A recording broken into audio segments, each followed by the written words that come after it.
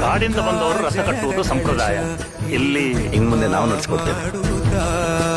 ಸರ್ವೇ ಜನಹಿತಂ ಪ್ರಾಣಂ ಸ್ಥಾಪಿತ ಉಂಟಾಗಿಸುತ್ತಲೇ ಪರಶಿವ ಶಕ್ತಿಯ ಮಂತ್ರ ಘೋಷಧಿ ಬಿರದು ಭಕ್ತಿಯ ದೇಹ ಶುದ್ಧಿರಣೇನ ಭೂಯಾ ಮನ ಶಾಂತಿರಣೇನ ಭೂಯಾ.